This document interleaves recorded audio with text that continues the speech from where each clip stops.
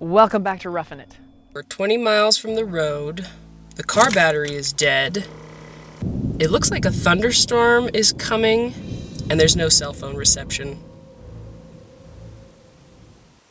The most important thing to remember is not to panic in a situation like this. Here's a good travel tip.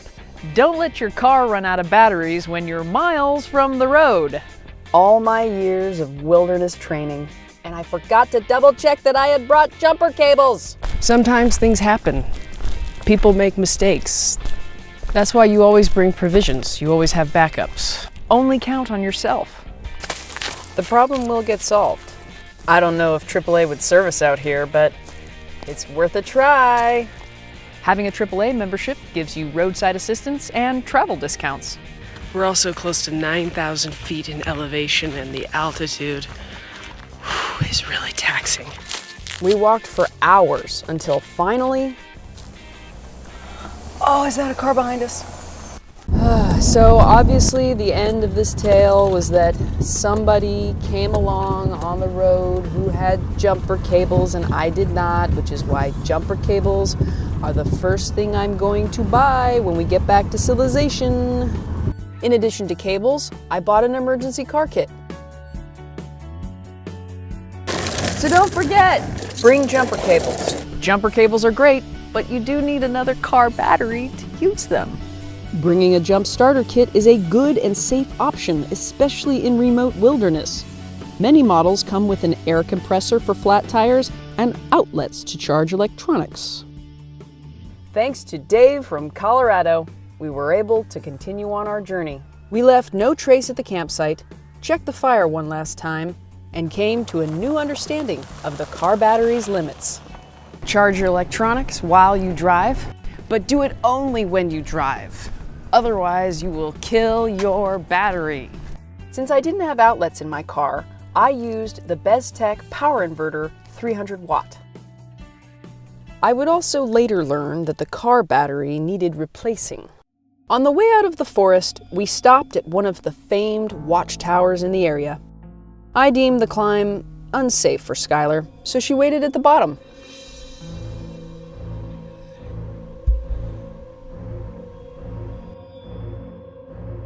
At the top, the lookout let me in. Against the backdrop of a spectacular vista, I learned a few things. Call it higher learning. The Forest Service Fire Lookout program started in the early 1900s, and they still use the same instruments as they did 100 years ago. The lookouts are vital in the protection of the forest. I thanked the lookout and embarked on the descent.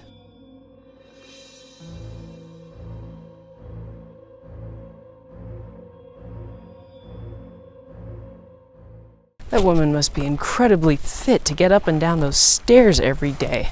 We hit the road and watched the landscape change again.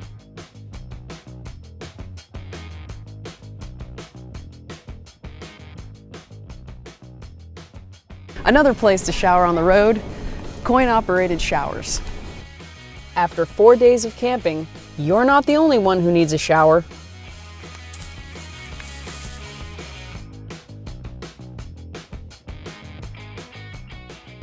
I just paid $2.50 just to shower. If you're traveling with a dog, one of the most important things is to keep the fur down. So I use the little Powell's grooming brush. It's travel size and effective at brushing out hair. De-shedding is crucial. Cut down on the hair in your car, keep her looking shiny and healthy, and also more comfortable in the hot weather. Pet grooming and first aid go hand in hand. That's why it's really important for you to check your dog's fur. Check for ticks, fleas, and other parasites. Check their paws for thorns and burrs. I checked her paw and found that she had a cut. Bring a first aid kit. Bring 3 first aid kits. I had a backup for a backup first aid kit. First aid for a dog is not that much different than first aid for a human. First of all, I check the wound, and I just soak it in some soapy water, dry it off. I take a couple of Band-Aids and some waterproof tape, and make sure her paw stays well and protected. Before the sun set, we pulled off the highway to find safe harbor for the night. So we made it to Lake Powell, camping. Look at these rock formations. It's almost like we're in an alien land. Skylar expressed her opinion about the new setting. As the sun set, I reflected back on meeting people dedicated to the preservation of the forest and strangers willing to lend a hand in the help of others. We turned in for the night. In the morning, we watched the sun rise over the desert and noticed some interesting animal tracks. If you're camping in the desert, you might want to include a snake bite treatment in your first aid kit. We ventured on, crossing the state line towards another famous and iconic destination. Find out where in next episode.